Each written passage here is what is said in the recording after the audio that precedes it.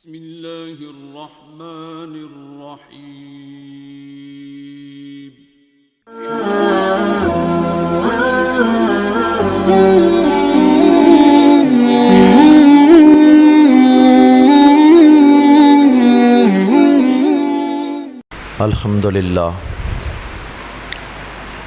الحمدللہ وکفا والصلاة والسلام علی محمد المصطفیٰ صاحب الشفا معدن الجود والعطا منبع علم والحلم والکرم وعلی آلہ واصحابہ اجمعین۔ اما بعد فاعوذ باللہ من الشیطان الرجیم، بسم اللہ الرحمن الرحیم۔ قال اللہ تبارک و تعالی فی القرآن المجید: یا ایہا الذین آمنوا اتقوا اللہ وابتغوا الیہ الوسیلہ وجاہدوا فی سبیلہ لعلکم تفلحون۔ صدق اللہ مولانا العظیم وصدق رسولہ النبی الکریم الامین۔ سب سے اولیٰ و اعلیٰ ہمارا نبی، سب سے اولیٰ و اعلیٰ ہمارا نبی، سب سے بالا و والا ہمارا نبی، ملک کونین میں انبیاء تاجدار، تاجداروں کا آقا ہمارا نبی۔ کیا خبر کتنے تارے کھلے چھپ گئے پر نہ ڈوبے، نہ ڈوبا ہمارا نبی۔ کرن و بدلی رسولوں کی ہوتی رہی، چاند بدلی کا نکلا ہمارا نبی۔ جس کے قدموں کا دون ہے آب حیات ہے، وہ جانے مسیحا ہمارا نبی۔ جس کی دو بوند ہیں کوثر و سلسبیل ہے، وہ رحمت کا دریا ہمارا نبی۔ لا مکان تک جس کا اجالا ہے، وہ ہر مکان کا اجالا ہمارا نبی۔ جس نے ٹکڑے کیے کمر کے ہیں، وہ نور وحدت کا ٹکڑا ہمارا نبی۔ کون دیتا ہے دینے کو منہ چاہیے، دینے والا ہے سچا ہمارا نبی۔ ان اللہ و ملائکتہ یصلون علی النبی یا ایھا الذین آمنوا صلوا علیہ وسلموا تسلیما۔ الصلاۃ والسلام علیک یا رسول اللہ وعلی آلک وصحابک یا حبیب اللہ۔ الصلاۃ والسلام علیک یا سیدی یا رسول اللہ وعلی آلک وصحابک یا رحمۃ للعالمین۔ احباب ذی وقار، ارباب فکر و دانش، محترم بزرگوں، نوجوان ساتھیوں، سب حمدیں سب ثنائیں اللہ وحدہ لا شریک کے لیے، کروڑوں درود آقائے نامدار، مدینے کے تاجدار، شب اسرا کے دولہ، دو عالم کے داتا، آپ کے اور میرے لجپال آقا علیہ الصلاۃ والسلام کی ذات والا صفات پر بے حد و بے حساب رحمتوں کا نزول ہو۔ آل نبی، اصحاب نبی، ازواج نبی، والدین نبی اور اولیاء امت پر اللہ تعالیٰ کا بے پایاں شکر و احسان ہے کہ اس نے ہمیں اپنے محبوب علیہ الصلاۃ والسلام کی امت سے پیدا فرمایا، ہم کو امت وسط اور خیر الامت بنایا، ہدایت کے لیے قرآن مجید لارائب عزت عظمت والی کتاب عطا فرمائی۔ احباب ذی وقار، ہر سال کی طرح ماہ میلاد کی آمد کے ساتھ ہی آپ کی اس جامعہ مسجد نوری کے اندر 12 روزہ پرنور محافل میلاد کا اہتمام کیا گیا، جس میں مقامی علماء کرام اور دیگر شہروں سے علماء کرام کو دعوت دی گئی۔ میرے برادر طریقت، میرے برادر محترم، آپ کی اس مسجد کے امام و خطیب حضرت علامہ پیر محمد برہان الحق ہاشمی صاحب دامت فیوزہم اور اس مسجد کی انتظامیہ، نمازی حضرات، اہل محلہ ہر سال ذوق و شوق کے ساتھ جس طرح اہتمام فرماتے ہیں، یہ انہی کا خاصہ ہے۔ جس طرز و احتشام کے ساتھ ان محافل کا اہتمام ہوتا ہے اور جس طرح نماز فجر کے بعد یہاں کی رونق ہوتی ہے، جو انشاءاللہ روز بروز بڑھتی ہی جاتی ہے، ذوق و شوق میں اضافہ ہوتا ہے۔ میری مائیں، بہنیں، بیٹیاں بھی ان محافل میں شرکت کرتی ہیں اور اپنے ہم سب قلوب و ذہان کو منور فرماتے ہیں۔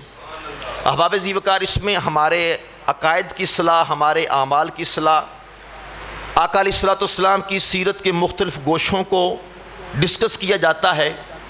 اور آج کا جو موضوع ہے وہ میں نے قبلہ برہان الحق ہاشمی صاحب سے عرض کی، جی میرا موضوع یہ رکھے۔ کوشش میری ہوتی ہے جو موضوع ایک مرتبہ ڈسکس ہو جائے 12 روز میں، اس کا دوبارہ نمبر نہ آئے، کوئی نیا موضوع ہونا چاہیے۔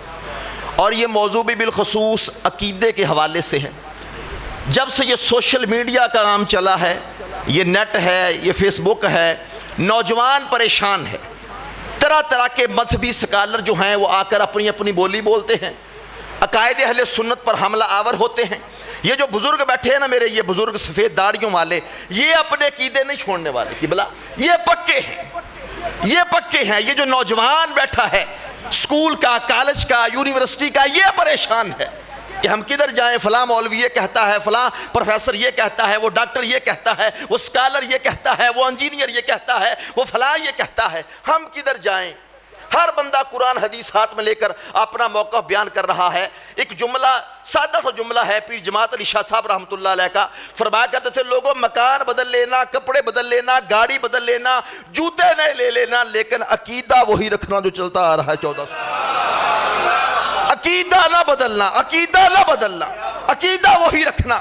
اور الحمدللہ یہ جو کہتے ہیں یہ فرقے بن گئے ہیں، دڑے بن گئے ہیں، گروہ بن گئے ہیں، اہل سنت فرقہ نہیں ہے، اہل سنت کوئی دڑا نہیں ہے، اہل سنت جماعت ہے، اہل سنت وہ دارہ ہے امت کا جو 1400 سال سے چلا آ رہا اور قیامت تک چلتا رہے گا، جس میں اولیاء بھی ہیں، صحابہ ہیں، صوفیاء ہیں، غوث ہیں، کتب ہیں، مفسرین ہیں، محدثین ہیں، شارحین ہیں۔ یہ امت کا وہ بڑا گروہ اور دارہ ہے جس کے بارے میں میرے آقا علیہ السلام نے فرمایا کہ اللہ کا دست قدرت جماعت پر ہوتا ہے، ہم وہ جماعت اہل سنت، ہم وہ جماعت اہل سنت ہے جس پر اللہ کا دست قدرت ہے، اور اس کو نقصان پہنچانے کی کوشش کرنے والا خائب و خاسر ہوتا ہے۔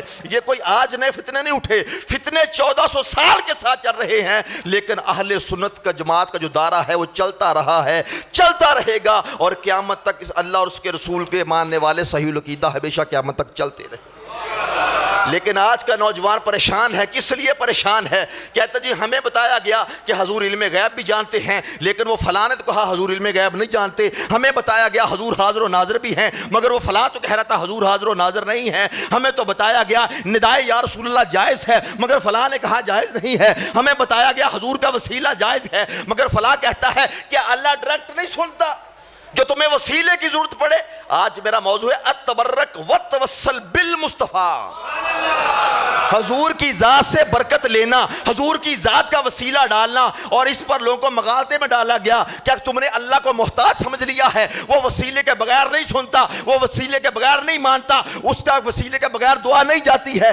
یہی بتانا مقصود ہے، بات سننے یا نہ سننے کی نہیں ہے، بات ماننے کی ہے۔ سنتا ہر جگہ سے ہی ہے، لیکن محبوبوں کا وسیلہ آ جائے تو قبولیت کی امید زیادہ ہو جاتی ہے۔ اس بات کا کس نے انکار کیا کہ اللہ تعالیٰ سنتا نہیں وسیلے کے بغیر؟ حضرت آدم علیہ السلام جب جنت سے اتارے گئے 100 سال تک، ایک روایت میں ہے 300 سال تک وہ کہتے رہے ربنا ظلمنا انفسنا، 100 سال تک روتے رہے۔ اللہ سنتا تھا پر مانتا نہیں تھا، اللہ سنتا تھا پر مانتا نہیں تھا۔ 100 سال آدم علیہ السلام روتے رہے، 100 سال کے بعد اللہ تعالیٰ نے یہ بات ان کے دل میں ڈالی، ذہن میں ڈالی، محبوب کا وسیلہ پیش کر تو کیا کہا؟ یا رب بحق محمد مصطفیٰ۔ اس بات کو مستدرک نے علی صحیحین میں لکھا ہے، اس بات کو البدایہ و نہایہ میں حافظ ابن کثیر میں لکھا ہے، اس روایت کو المحب للدنیا میں امام قسطلانی میں لکھا ہے، اس بات کو مولوی اشرف علی تھانوی نے نشر الطیب میں لکھا ہے کہ آدم علیہ السلام نے رب کی بارگاہ میں مصطفیٰ کا وسیلہ پیش کر دیا۔ اور راوی کون ہے؟ میرے آقا علیہ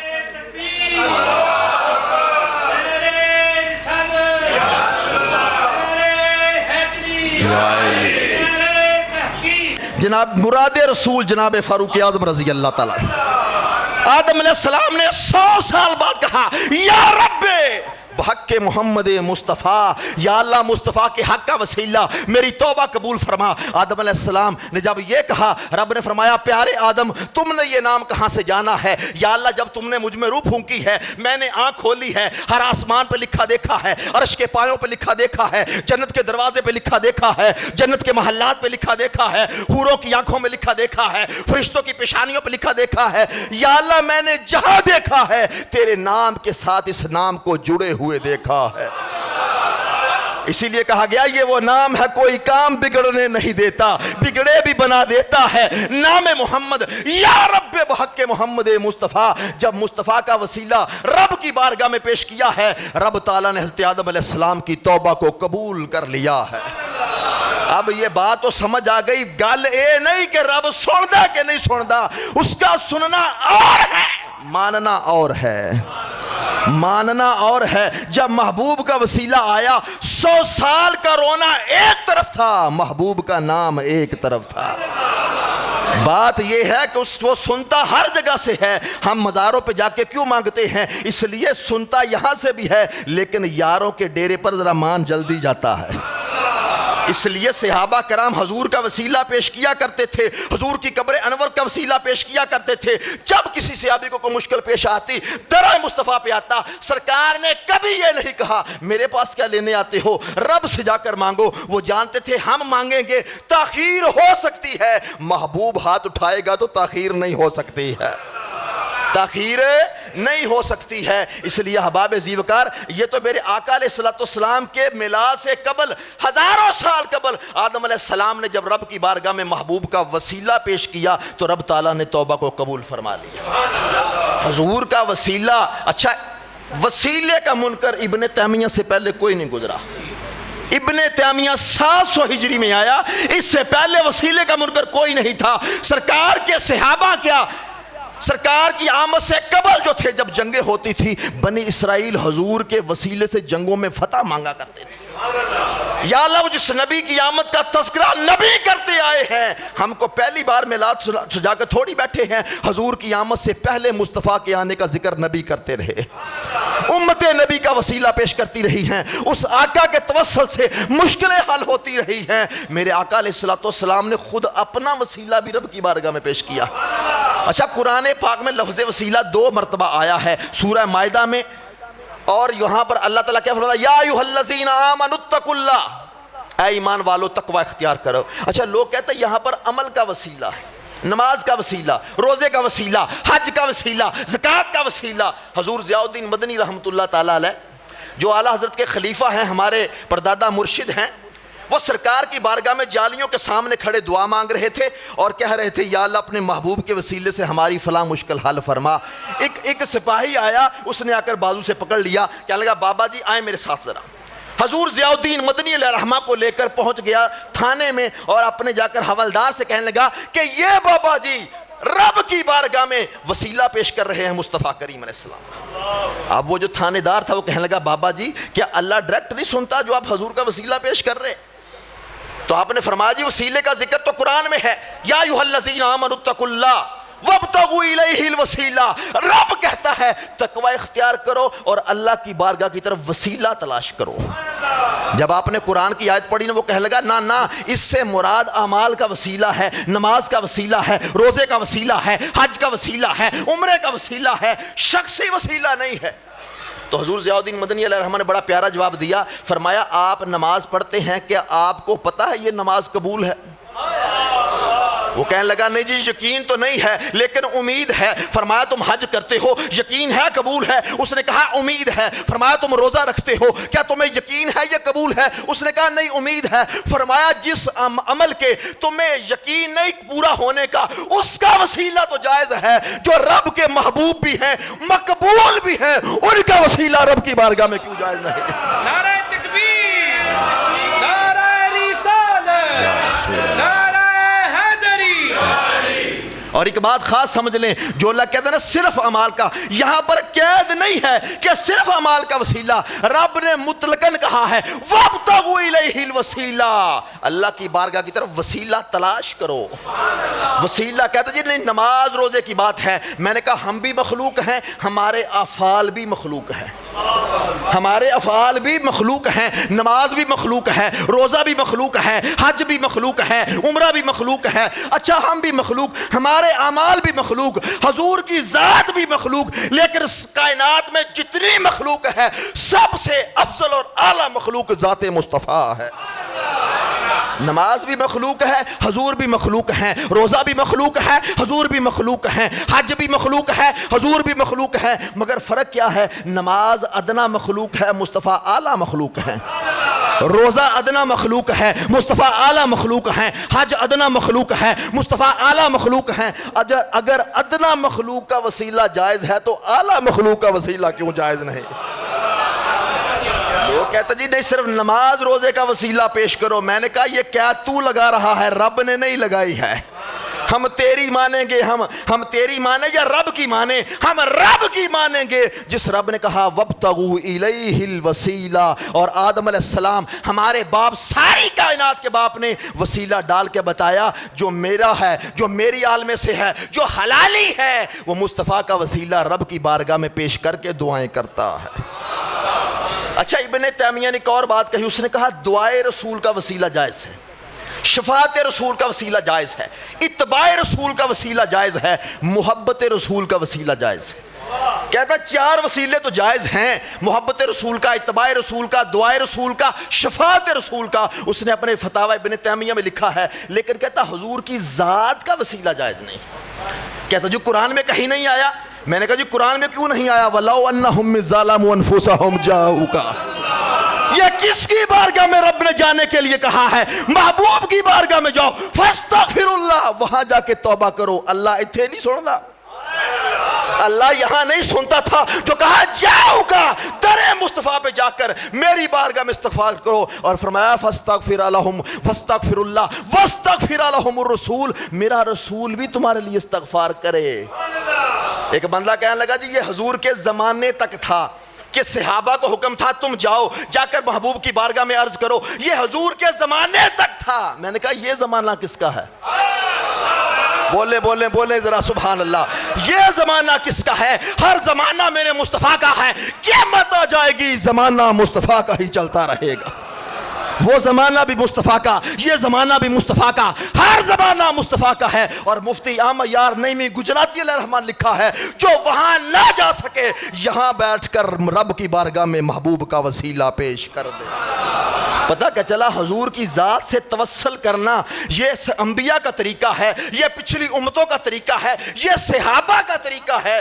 میں کہتا ہوں بخاری شریف اٹھا کر دیکھے، امام بخاری حدیث لے کے آئے ہیں، سرکار دو عالم صلی اللہ علیہ وسلم کی عمر مبارک 9-10 سال ہے جب مکے کی سرزمین پر بارش بند ہو گئی۔ مکے والوں نے اپنی طرف سے بڑی دعائیں کی، بتوں کے بڑے چڑھاوے چڑھائے، بڑی قربانیاں کی، بارش نہیں آئی۔ سب نے کہا ایسا کرو اکٹھے ہو کے سردار مکہ جناب ابو طالب کے پاس چلو۔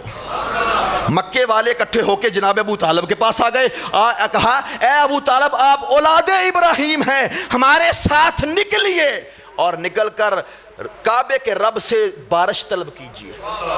اب حدیث کے الفاظ کیا ہیں؟ جناب ابو طالب نکلے اور جناب ابو طالب کے ساتھ ایک بچہ تھا جو ایسا حسین تھا جیسے کالے بادلوں سے سورج نکلا۔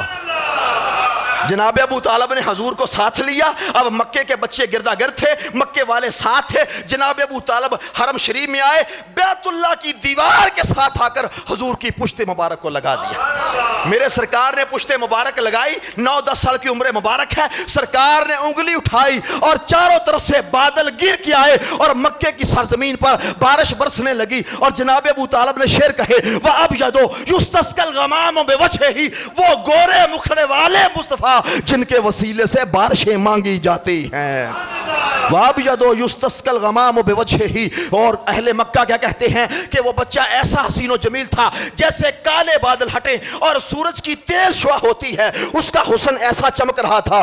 اور میرے امام نے کہا وہ کمال حسن حضور ہے کہ گمان نقص جہاں نہیں، یہی پھول خار سے دور ہے، یہی شمع ہے کہ دعا نہیں، میں نثار تیرے کلام پر ملی یوں تو کس کو زبان نہیں، وہ سخن ہے جس میں سخن نہ ہو، وہ بیان ہے جس کا بیان نہیں، تیرے آگے یوں ہے دبے لچے فصحا عرب کے بڑے بڑے، کوئی جان منہ میں زبان نہیں بلکہ جسم میں جان ہے۔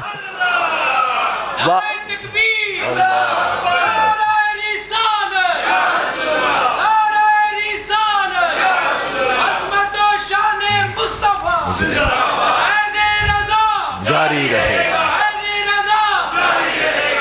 وَأَبْيَضُ يُسْتَسْقَى الْغَمَامُ بِوَجْهِهِ، وہ گورے مکھڑے والے محمد مصطفیٰ جن کے وسیلے سے بارشیں مانگی جاتی ہیں۔ میں نے کہا سرکار کا وسیلہ مکے والے اس وقت مانگ رہے ہیں جب سرکار نے اعلان نبوت بھی نہیں کیا ہے۔ ان کو بھی پتا ہے ہم بڑا کچھ کر چکے لیکن بارش نہیں آئی. جناب ابو طالب کو بھی پتا ہے یہ گورے مکھڑے والے اشارہ کر دیں گے بادل گر کے آئیں گے. میرے کریم سے گر قطرہ کسی نے مانگا دریا بہا دیے ہیں در بے بہا دیے. حضور کی ذات سے توسل کرنا یہ انبیاء کا طریقہ, پچھلی امتوں کا طریقہ, صحابہ کا طریقہ کہ رب کی بارگاہ میں محبوب کا وسیلہ لے کر آتے ہیں. کنز العمال میں حدیث پاک ہے جب وصال ہوا جناب فاطمہ بنت اسد مولا کائنات کی والدہ ماجدہ جن کے بارے میں میرے آقا علیہ السلام نے فرمایا میری ماں کے بعد میری ماں. مولا کائنات حضرت فاطمہ بنت اسد مولا کائنات کی والدہ جنہوں نے سرکار کی پرورش کی. سرکار کیا کہتا ہے میری ماں کے بعد یہ میری ماں ہے. جب ان کا وصال ہوا مدینہ شریف میں قبر شریف بنائی گئی بقیع شریف میں میرے سرکار خود ان کی قبر میں لیٹے. موضوع کیا ہے؟ التبرک. حضور برکت دینے کے لیے لیٹے. اب یہ منظر میں نے اپنی آنکھوں سے دیکھا ہے. قبلہ قاری عباس قادری صاحب, قبلہ ہاشمی صاحب, اپنی آنکھوں سے یہ منظر دیکھا. مدینہ شریف کی حاضری ہوئی, سرکار کی جالیوں کے سامنے موجود تھے. ایک بابا جی بزرگ انہوں نے اپنا کپڑا اتارا اور سرکار کی جالی کے ساتھ جو پلر ہے نا وہاں انہوں نے رگڑا مس کیا.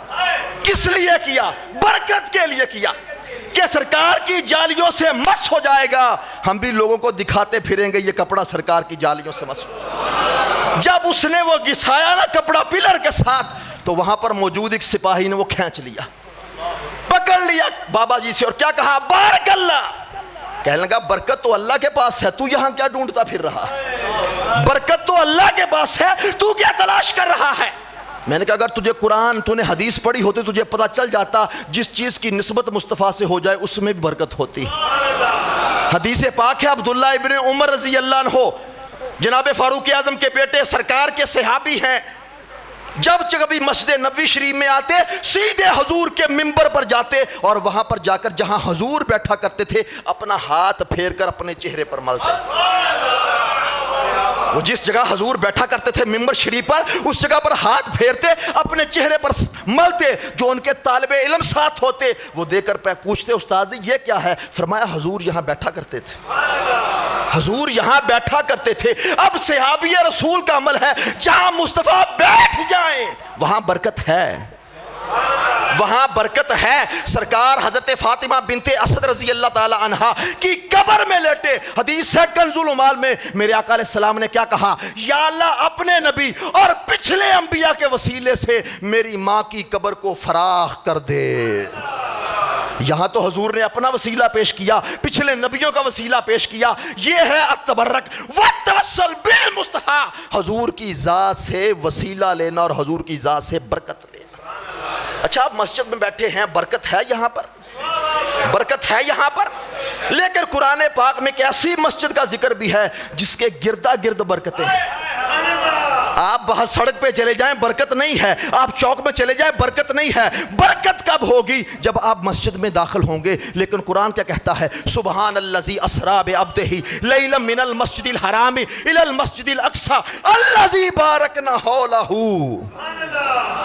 اللہ فرماتا ہے میرا محبوب جس کو میں نے سیر کروائی ہے مسجد حرام سے مسجد اقصی تک, یا اللہ یہ کون سی مسجد ہے؟ رب کہتا ہے الذی بارکنا حولہ, جس کے ہم نے گردا گرد برکتیں رکھی ہیں. آپ کی مسجد کے اندر برکت ہے, باہر برکت نہیں ہے, لیکن وہ مسجد کیسی ہے جس کے گردا گرد برکت ہے. حافظ ابن کثیر نے کیا لکھا؟ کہتے اس مسجد کے گردا گرد نبیوں کے مزار ہیں. اس کا مطلب ہے جہاں اللہ والوں کے مزار ہوں برکت ہوتی ہے. قرآن گواہ ہو گیا جہاں انبیاء کرام کے مزارات ہیں وہاں برکتیں ہیں. تو جہاں امام الانبیاء کا مزار ہے وہاں کتنی برکتیں ہیں.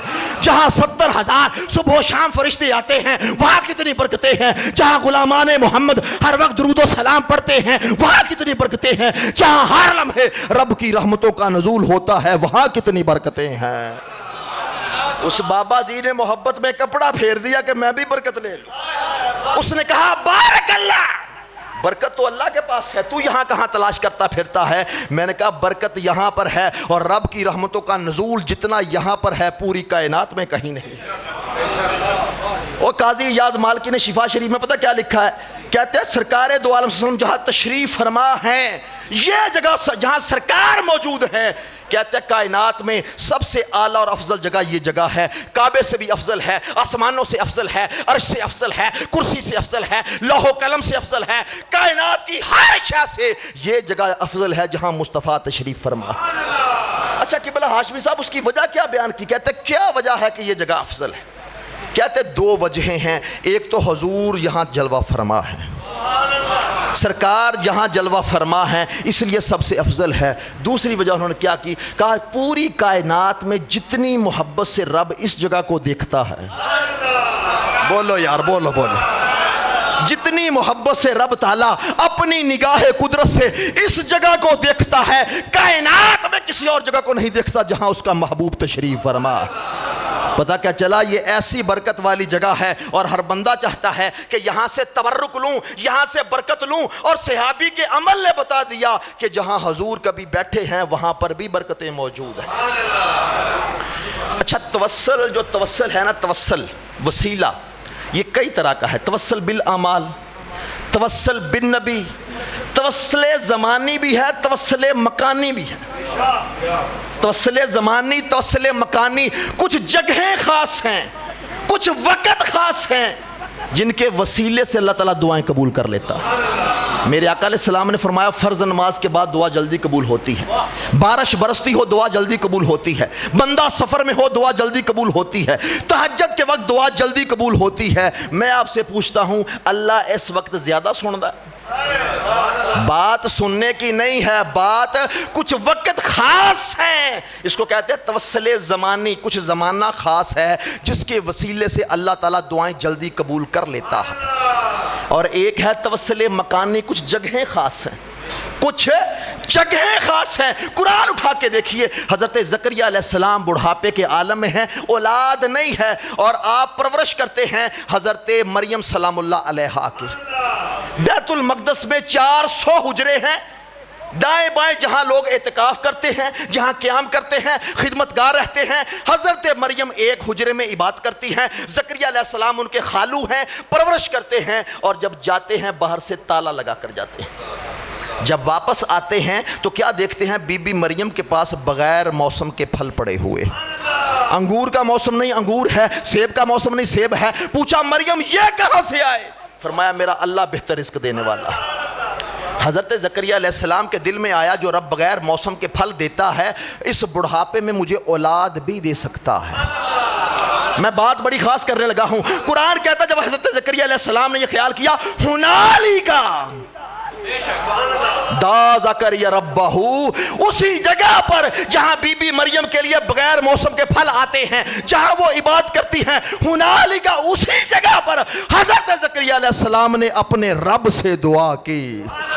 اب یہاں پر بات بڑی خاص ہے، مسجد اقصیٰ تو وہ تھی، یہ حجرہ تھا، چاہیے تھا اللہ کا نبی ہے مسجد میں جا کر دعا کرتا، لیکن ہنالیکا کہہ کر اللہ نے بتا دیا یہ جگہ خاص ہے جہاں اللہ کی ولیہ عبادت کرتی ہیں، بی بی مریم دعا کرتی ہیں، بی بی مریم نماز پڑھتی ہیں، بی بی مریم ذکر کرتی ہیں۔ ہنالیکا اس جگہ پر حضرت زکریا علیہ السلام نے دعا کی۔ اب مسجد وہ تھی، یہ حجرہ تھا، داتا صاحب کی مسجد وہ ہے، مزار یہ ہے، بابا فرید کی مسجد وہ ہے، مزار یہ ہے، سلطان باہو کی مسجد وہ ہے، مزار یہ ہے۔ سنی جا کے مزار پہ کیوں دعا کرتا ہے؟ ہنالیکا زکریا علیہ السلام کی سنت ہے ولی کے پاس دعا کرنا۔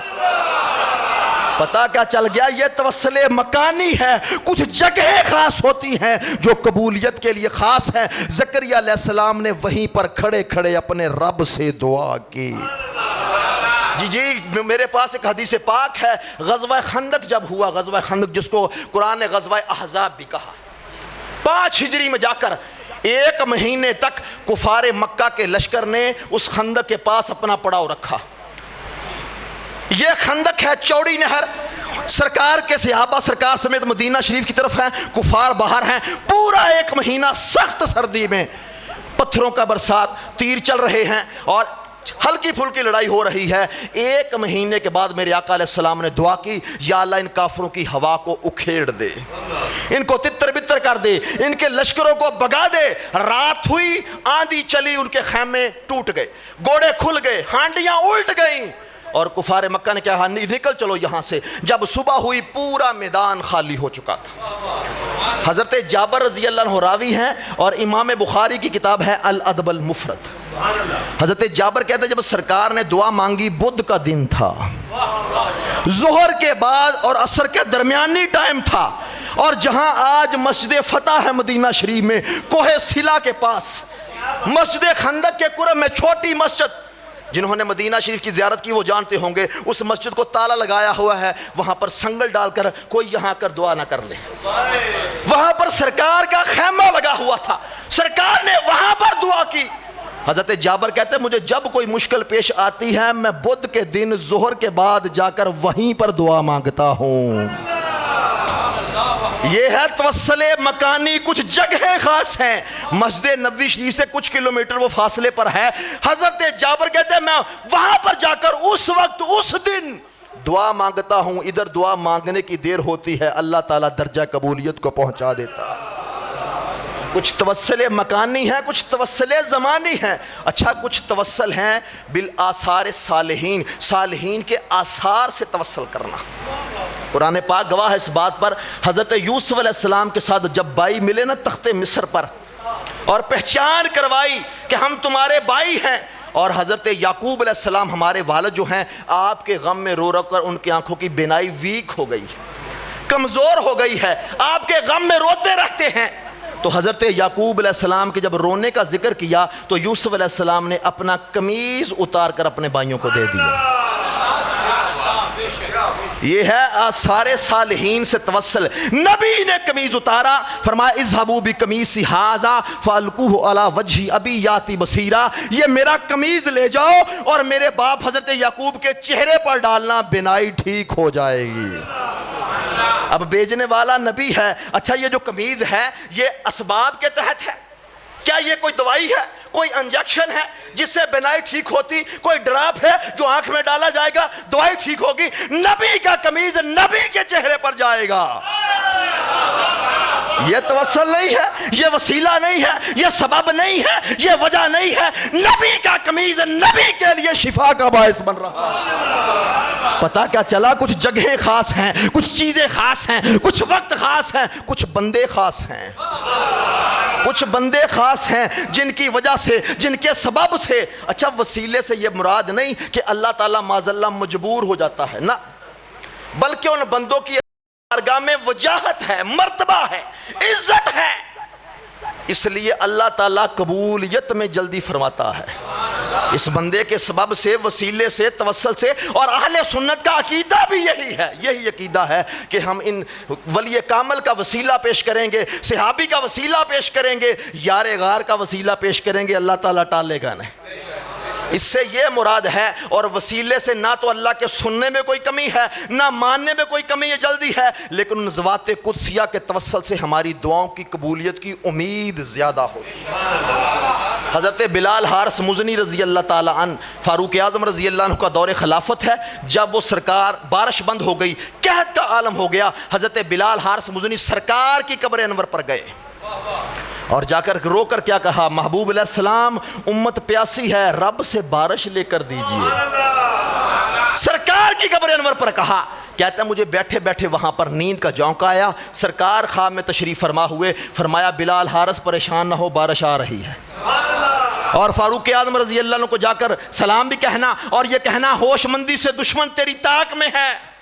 جب یہ بات کہی حضرت بلال حارث مزنی اٹھے, جناب فاروق اعظم رضی اللہ عنہ کو جا کے پیغام دیا, حضور نے خوشخبری سنائی ہے, بارش آیا چاہتی ہے.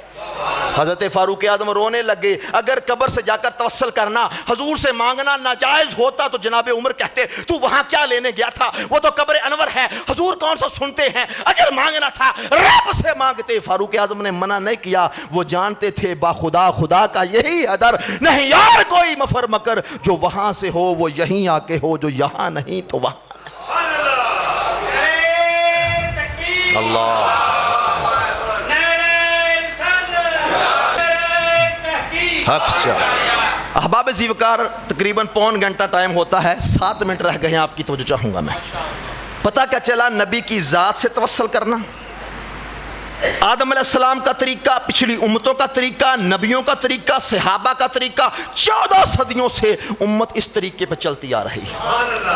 حضور کی ذات سے برکت لینا، حضور نے جس پیالے میں پیا ہو اس سے برکت لینا، حضور نے جو کپڑا پہنا ہو، حضرت اسماء بنت ابی بکر، جناب ابو بکر صدیق رضی اللہ تعالیٰ عنہ کی بڑی صاحبزادی اما عائشہ صدیقہ رضی اللہ عنہ کی بڑی بہن، حضرت عبداللہ بن زبیر کی والدہ ماجدہ، حضرت اسماء کہتی ہیں ان کا وصال ہوا 73 ہجری میں جا کر، سرکار کے وصال کے 63 سال بعد کہتے ہمارے پاس آقا علیہ السلام کا ایک جبہ مبارک ہے، جب کوئی مدینے میں بیمار ہوتا ہے ہمارے پاس آتا ہے، ہم وہ جبہ دھو کر نچوڑ کر پانی مریض کو پلاتے ہیں، اللہ شفا دے دیتا۔ سرکار کے جبہ مبارک سے شفا کا حصول ہے 63 سال بعد بھی جا کر۔ پتہ کیا چلا، جو آثار، جو تبرکات ہیں ان سے حصول شفا کرنا یہ صحابہ کا طریقہ، اور یہ شرک بھی نہیں اور یہ بدعت نہیں، اہل سنت اس طریق پر ہیں۔ نوجوانوں سے مخاطب ہوں، کسی غیر کی بات سن کے اپنے عقیدے نہ چھوڑ دینا۔ یہ مرزا ہے، یہ انجینئر ہے، وہ سکالر ہے، وہ بڑا ڈاکٹر ہے، اس نے بڑی بات کی ہے، جو امت کا دائرہ 1400 سال سے چل رہا ہے اس سے جڑے رہو گے تو تمہارے ایمان اور عقیدے محفوظ رہے۔ وقت کے دامن میں وسعت نہیں، ورنہ وہ بتاتا سال ہی نے امت۔ امام شافعی رحمۃ اللہ تعالیٰ فرماتے ہیں مجھے جب کوئی مشکل پیش آتی ہے میں امام اعظم کی قبر پر جاتا ہوں، وہاں پر جا کر 2 رکعت نماز پڑھ کے اللہ سے دعا کرتا ہوں، اللہ تعالیٰ جلد قبول فرما لیتا۔ تو اللہ تعالیٰ مسجد میں نہیں سنتا تھا کہ امام شافعی امام اعظم کی قبر پر پہنچے۔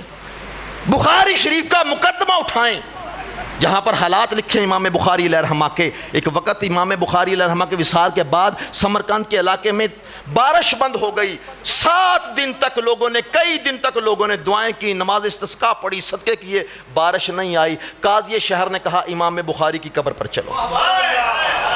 لوگ اکٹھے ہو کے امام بخاری کی قبر پر گئے، وہاں پر جا کر دعا مانگی۔ کہتے ہیں بارش، لوگ وہیں پر تھے، بارش شروع ہو گئی، 7 دن بارش ہوئی، لوگ واپس نہیں آ سکے، 7 دن تک بارش ہوتی رہی۔ امام بخاری کی قبر پر جا کر دعا مانگی۔ یہ بریلویوں نے عقیدہ نکالا اور یہ فیصل آبادی عقیدہ ہے، یہ امام محمد رضا فاضل بریلوی رحمہ نے نکالا نہیں، یہ عقیدہ وہ ہے جو 1400 سال سے امت کا دائرے میں چلتا آ رہا۔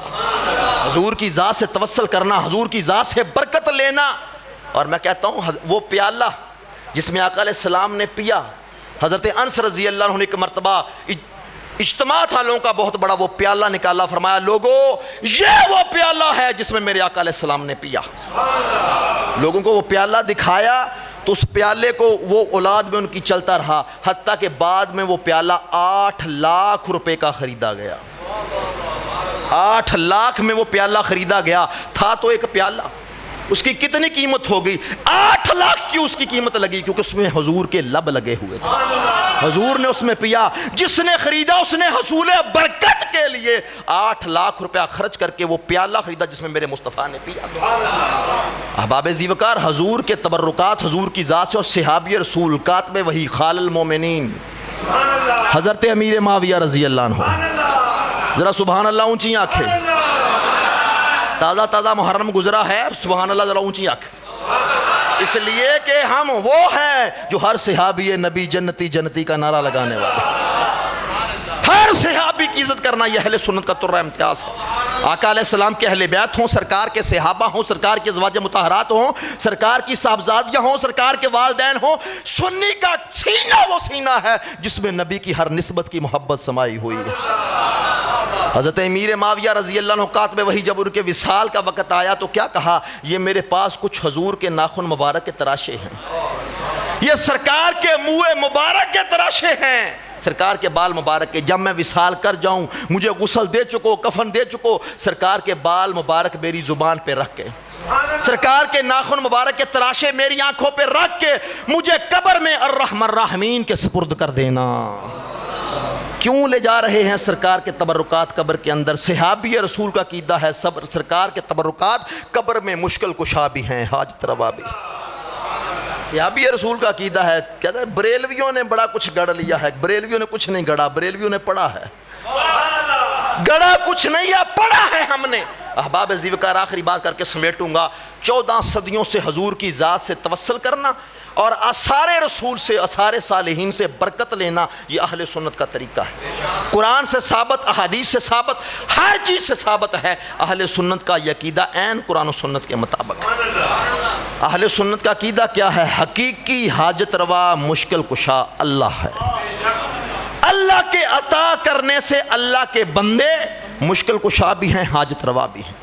اللہ چاہے نبی بھی مدد کر سکتے ہیں، اولیاء بھی مدد کر سکتے ہیں، اللہ نہ چاہے تو کوئی بھی مدد نہیں کر سکتا۔ یہ اہل سنت کا عقیدہ۔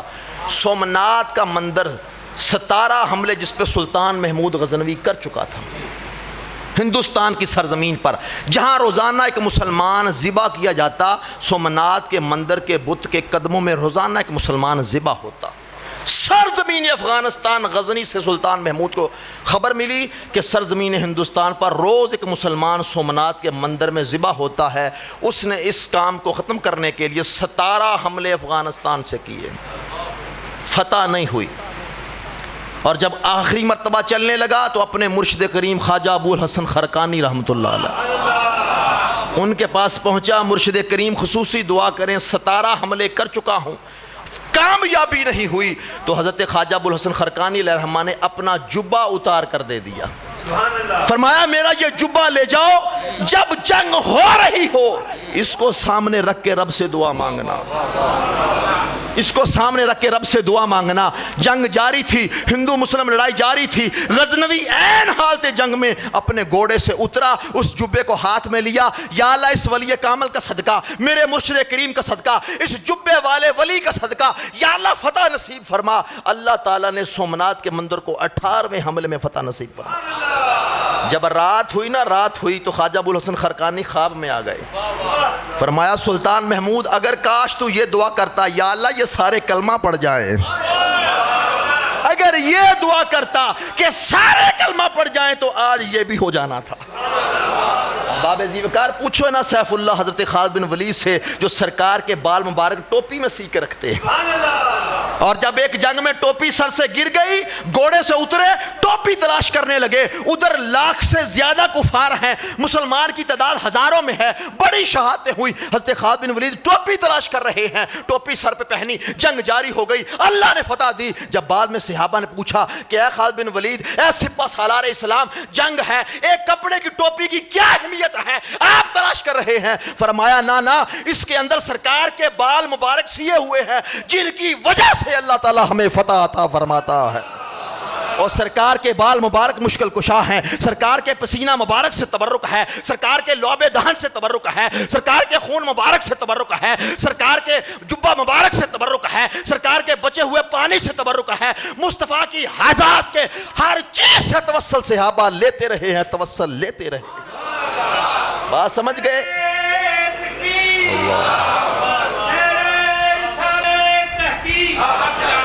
اہل سنت کے نوجوانوں، میرے بزرگوں، اس بات کو ذہن نشین کر لو، کسی غیرے کی بات سن کر اپنے عقیدے نہ چھوڑ دینا۔ تمہیں کوئی اشکال ہے اپنے علماء سے رابطہ کرو، عرس کہاں لکھا ہے، 11ویں کہاں ہے، میلاد کہاں ہے، جلوس کہاں ہے، خوشی کہاں ہے، کہاں لکھا ہمیں بتاؤ۔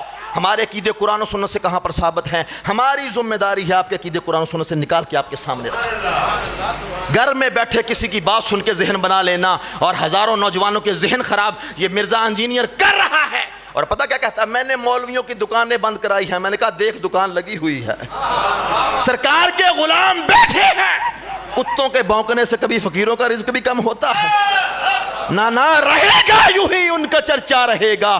مل کے میرے ساتھ پڑھو، رہے گا یوں ہی ان کا چرچا رہے گا، رہے گا یوں ہی ان کا چرچا رہے گا، پڑے خاک ہو جائیں جل جانے والے۔ یہ کوئی پہلا فتنہ نہیں ہے، فتنے بڑے آئے لیکن زمانے کی نظر ہو گئے، اہل سنت کا دائرہ چلتا رہا ہے، داتا کا مزار کبھی سونا نہیں ہوگا، مصطفیٰ کے نعرے لگتے رہیں گے، گلیاں سجتی رہیں گی، رہے گا یوں ہی ان کا چرچا رہے گا، سوائے ابلیس کے جہاں میں سبھی تو خوشیاں منا رہے ہیں۔ اللہ تعالیٰ ان محافل پاک کا جو اہتمام کیا گیا اپنی بارگاہ میں قبول فرمائے، اور سب دوست احباب کا آنا اہتمام کرنا قبول فرمائے، والحمدللہ۔